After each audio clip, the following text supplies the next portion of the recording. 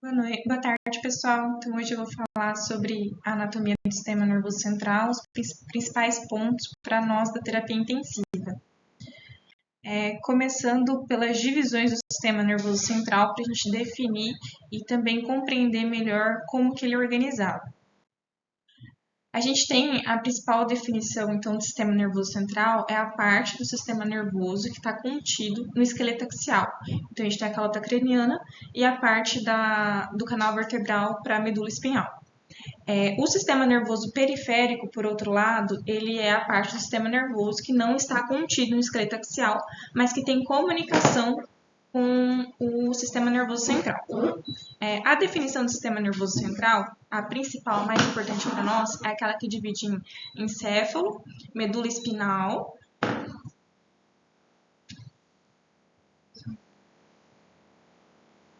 encéfalo e medula espinal. O encéfalo ele pode ser dividido entre cérebro, cerebelo e tronco encefálico. E o tronco encefálico ele é dividido em três partes, que é o mesencéfalo mais superior, a ponte e o bulbo mais inferior. Uma outra divisão possível é a divisão do encéfalo em duas partes. Perdão. A divisão do cérebro em duas partes, telencéfalo e diencéfalo. Essa divisão ela remete à divisão embriológica, né? Então, no desenvolvimento do sistema nervoso central, a parte do telencéfalo, que vem de uma parte mais superior da crista do tubo neural, ela se divide em córtex e substância branca. O diencéfalo, ele também se divide em substância cinzenta e substância branca, mas ele está mais responsável pelas partes centrais. Então, o telencéfalo, ele cresce e ele embarca o diencéfalo. O diencéfalo, ele é dividido entre epitálamo, tálamo e hipotálamo, mas tudo isso está dentro da parte cerebral. O sistema nervoso central, ele é dividido, na verdade, ele é recoberto por meninges e por líquor, e em última instância ele é recoberto pela parte do esqueleto axial. Agora eu vou falar de cada uma das partes de uma forma mais detalhada, começando pela parte mais superior, que é o cérebro. Então, voltando. O telencéfalo, quando ele se desenvolve, ele cresce rapidamente e a substância cinzenta do córtex se desenvolve muito mais do que a substância branca.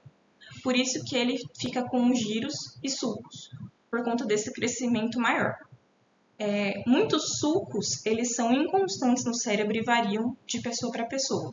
Só que a gente tem três que são mais importantes para nós, que delimitam os lobos. Então, o sulco lateral, que está entre o lobo frontal e o lobo parietal, e o sulco central, que é visto nessa vista aqui mais... Deixa eu pegar o computador.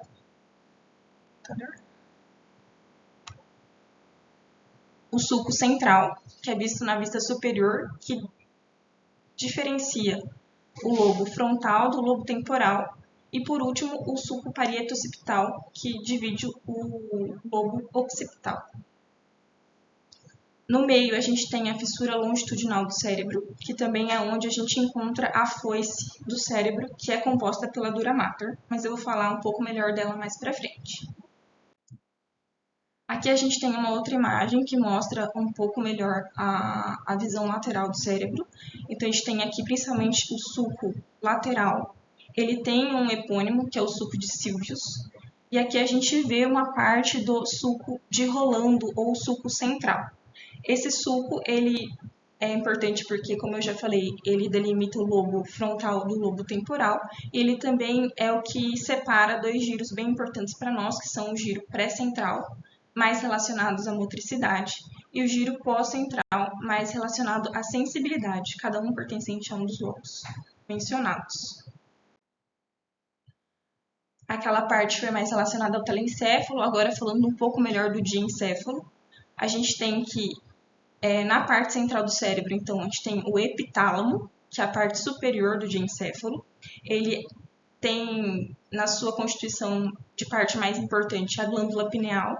A gente tem o hipotálamo, que a gente vê bastante como um referencial anatômico também nos exames de imagem, ele é composto principalmente por substância cinzenta, então a gente vê ele como um núcleo de substância cinzenta, mas ele tem tratos córtico-espinais de substância branca, que dão esse aspecto dele um pouco mesclado, né?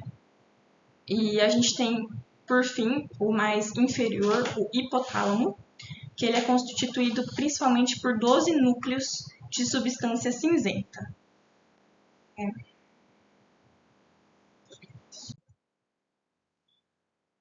Outras estruturas bem importantes que eu escolhi colocar aqui porque elas remetem à presença do tálamo na localização anatômica são os núcleos da base. Os núcleos da base eles estão mais relacionados ao telencéfalo, mas anatomicamente falando eles ficam mais próximos ali da região do terceiro ventrículo, um pouco dos ventrículos laterais e do tálamo. Então, nos exames de imagem, geralmente a gente vê algum corte ou sagital ou uma vista superior do cérebro e a gente consegue identificar facilmente o tálamo. E próximo ao tálamo, a gente tem agrupamentos de substância cinzenta, que são os núcleos da base.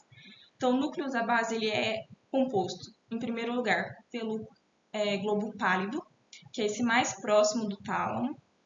Depois a gente tem o putamen, que fica um pouco mais afastado do tálamo, mais perto do córtex. Esses dois juntos formam o corpo estriado. Mas a gente tem o terceiro núcleo, que é o núcleo caudado, que aqui nessa imagem a gente consegue ver um pouco melhor. Ele chama núcleo caudado justamente por conta da anatomia dele. Ele tem um corpo, uma cabeça e uma cauda. E dependendo do corte, a gente vai ver diferentes regiões dele. Mas esses três juntos formam os núcleos da base. Para alguns pesquisadores, alguns estudiosos, a gente teria um outro componente que é o claustro, que é essa formação cinzenta aqui um pouco mais periférica. Mas isso mais atitude de curiosidade, não é algo assim concreto na literatura. Passando agora para o tronco encefálico. O tronco encefálico ele é dividido em mesencéfalo, ponte e bulbo, como já foi dito. Para nós, uma das grandes importâncias do tronco encefálico é a correlação dele com os nervos cranianos, os pares de nervos cranianos. E eu vou falar um pouco deles separado por qual região anatômica que ele está mais relacionado. Mas, em primeiro lugar, na parte mais superior, a gente tem o mesencéfalo, com cerca de 2,5 centímetros de tamanho ali, mas que possui tanto substância cinzenta como substância branca. O mesencéfalo ele está bem relacionado a dois pares de nervos cranianos, o oculomotor, que é esse que a gente vê aqui na parte mais anterior, e o troclear, que ele nasce aqui na parte posterior do mesencéfalo, mas ele circunda o mesencéfalo e faz esse trajeto mais frontalmente. Esse é o terceiro par de nervo craniano e esse é o quarto. Os dois primeiros pares de nervo craniano são os olfatórios e os oftálmicos, né? Só que eles estão mais relacionados ao telencéfalo e ao diencéfalo, por isso que eu não falei deles aqui. O mesencéfalo ele é uma estrutura bem importante para a gente, porque além de ser o início do tronco encefálico, ele também é a estrutura que está atravessando o tentório do cerebelo. Eu vou falar um pouco mais disso lá para frente, mas ele é uma região de importante transição anatômica para a gente entender algumas patologias que causam deslocamento do tecido do cerebral. Em segundo lugar, no tronco encefálico, a gente tem a ponte. Ela tem esse nome justamente por conta da organização das fibras, que são em sua maior parte de substância branca, que formam algo parecido com uma ponte mesmo. Essa organização acontece por conta da função que ela tem de comunicar partes do encéfalo e partes do cerebelo. Então, ela faz muito essa transmissão de informações direita e esquerda, por isso que ela fica com esse aspecto. A ponte, ela está relacionada principalmente ao nervo trigêmeo, que é o que a gente vê aqui saindo da parte mais mais lateral da ponte. Em terceiro lugar, no tronco cefálico, a gente tem o bulbo, que é o que vai conectar a ponte com a medula espinal. Então, ele é a via final do sistema nervoso central alto. Ele contém todos os tratos córtico-espinais sensitivos e motores do sistema nervoso central, que descem em umas formações que a gente chama de pirâmides. Então, a gente tem os tratos do lado esquerdo e do lado direito, e eles se cruzam na decussação das pirâmides, essa famosa decussação das pirâmides. É por conta disso que 90% dos tratos do lado direito do encéfalo, eles na verdade estão responsáveis pelo lado esquerdo do corpo e vice-versa. No bulbo, a gente também tem vários nervos importantes. A gente tem o nervo abducente, que é o sexto par de nervo craniano. A gente tem o facial, que é o sétimo. Vestíbulo coclear, o oitavo. O nervo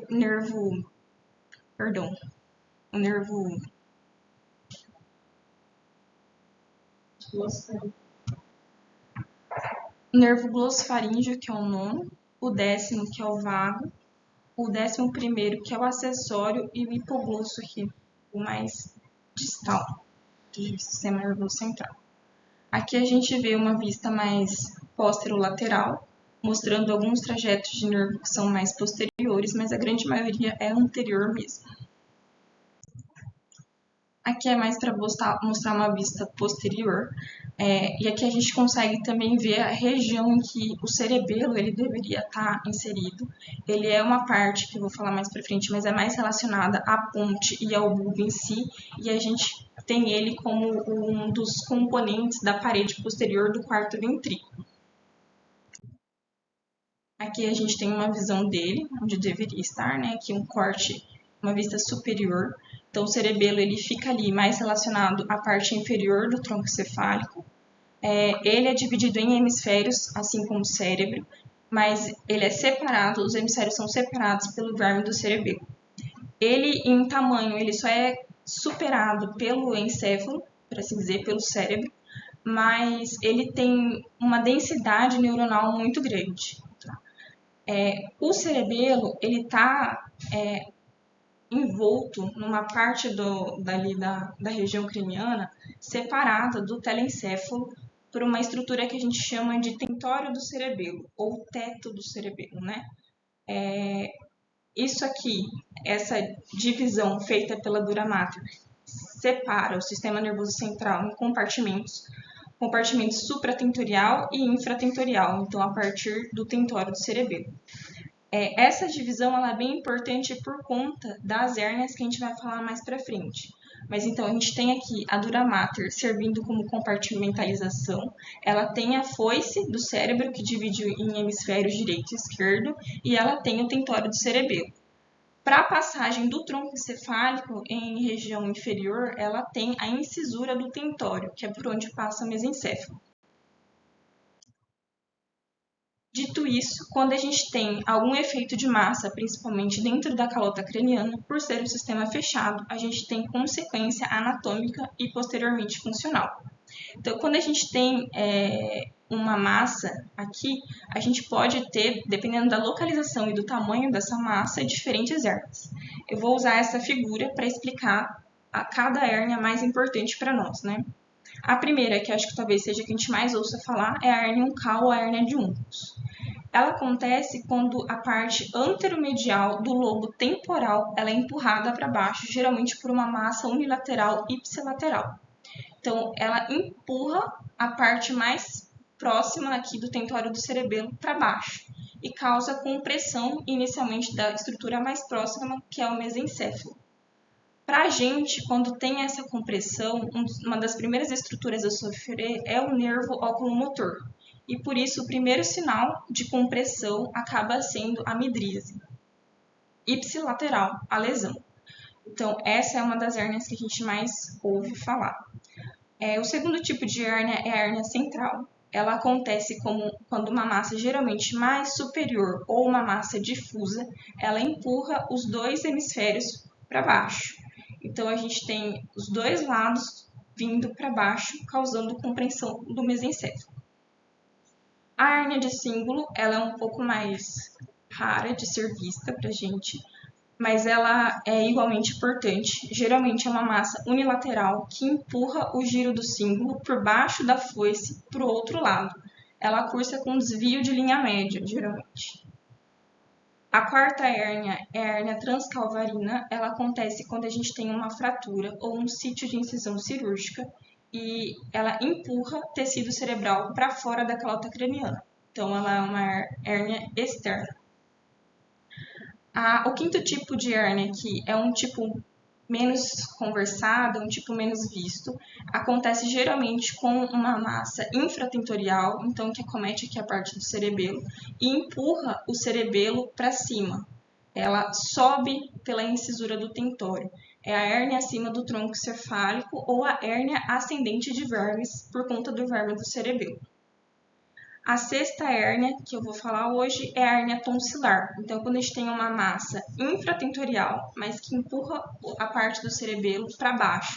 Geralmente, o que hernia primeiro, o que aparece primeiro, são as tonsilas do cerebelo, que ficam na parte mais inferior-posterior, e elas são o que aparece ali através do forame magno e que causa compressão. Aqui são algumas imagens que eu achei em vivo do serviço da Unicamp.